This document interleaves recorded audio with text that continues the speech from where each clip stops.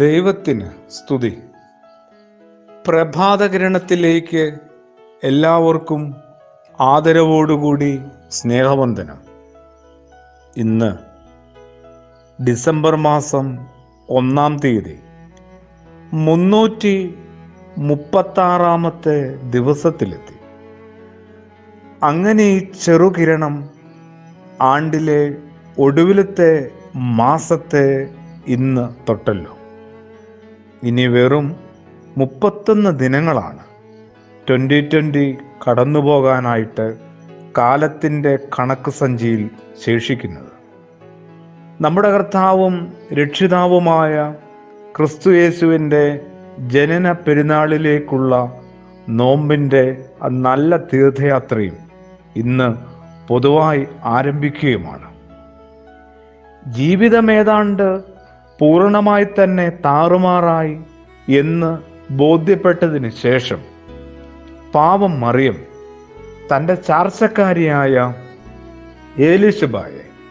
എലിസബത്തിനെ തേടി ദുർഘടമായ ഒരു ഏകാന്ത യാത്ര നടത്തി, അല്ലേ? ഒളിച്ചോട്ടമായിരുന്നു. പലരുടെയും ഇന്നിൻ്റെ ഇത്തരം ഒളിച്ചോട്ടങ്ങൾ എങ്ങോട്ടെല്ലാമാണ്.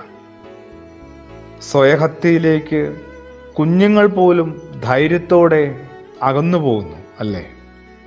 അതോ ധൈര്യമില്ലാതെയോ? പരിഹാരവും ഇത്തിരി ആശ്വാസവും അന്വേഷിച്ച് പുതിയ 1000 പ്രശ്നങ്ങളിൽ പെട്ടും കുരുങ്ങിയും ആകെ ജീവിതം മുറുകി വലിയുന്നുണ്ട് ചിലർക്കിവിടെ.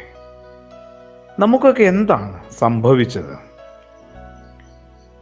അഹിതമായത് ചിലത് ജീവിതത്തിൽ ആവർത്തിക്കുന്നു. ഇഷ്ടമില്ലാത്ത കുറെ കാര്യങ്ങൾ ഓരോന്നായി ആകസ്മികതയുടെ കൊല്ലുന്ന ചിരിയോടെ ഇന്ന് ഈ കുഞ്ഞു ജീവിതത്തിൻ്റെ അകത്തേക്ക് ഇടിച്ചു കയറുകയാണ്. ഇനി നമുക്ക് എന്താണ് വേണ്ടത്? ഓടുക. ഒളിച്ചോട്ടമല്ലാതെ മറ്റ് മാർഗങ്ങൾ ഒന്നുമില്ലല്ലോ. 3 കൂട്ടുകാര് കാട്ടിലൂടെ യാത്ര ചെയ്യുകയായിരുന്നു. അപ്രതീക്ഷിതമായി ഒരു സിംഹം ചാടി വീണു. പേടിച്ചു വിറച്ച ഒന്നാമൻ പറഞ്ഞു, നമ്മുടെ കഥ കഴിഞ്ഞു. രണ്ടാമൻ അപ്പോൾ പറഞ്ഞു, എന്തിനാണ് ഇങ്ങനെ പേടിക്കുന്നത്? നമുക്ക് ദൈവത്തോട് പ്രാർത്ഥിക്കാം. അപ്പോൾ മൂന്നാമൻ പറഞ്ഞു, ഇത് അത്ര നിസ്സാര കാര്യമൊന്നുമല്ല, എന്നാലും എന്തിനാണ് ദൈവത്തെ ബുദ്ധിമുട്ടിക്കുന്നത്? നമുക്ക് ആ മരത്തിൽ കയറി രക്ഷപ്പെടാം. പ്രതികരണത്തിൽ മനസാന്നിധ്യം ഉണ്ടാവണം. അപ്രതീക്ഷിതമായതിനെ നെഞ്ചുറപ്പോടുകൂടി നേരിടണം. സാഹചര്യങ്ങളെ നിയന്ത്രിക്കാൻ കഴിയില്ലെങ്കിൽ മനസ്സിനെ നിയന്ത്രിക്കാനായിട്ട് കഴിയുകയല്ലേ? പ്രതികരണശേഷി നഷ്ടപ്പെടുന്നവൻ്റെ കഥ കഴിയും, സംശയമില്ല കേട്ടോ. പ്രതികരണങ്ങളില്ലാതെ ജീവിക്കുന്നവൻ ജീവിക്കുന്നുണ്ടോ എന്നത് തന്നെ വലിയൊരു ചോദ്യവും സംശയവുമാണ്. മറിയത്തിൻ്റെ ജീവിതം നല്ലൊരു മാതൃകയാവുന്നത് അങ്ങനെയാണ്. വികാര വിക്ഷോഭം ഒരിക്കലും നമ്മെ ഉചിതമായ ഒരു തീരുമാനത്തിലേക്ക് നയിക്കത്തില്ല, എത്തിക്കത്തില്ല.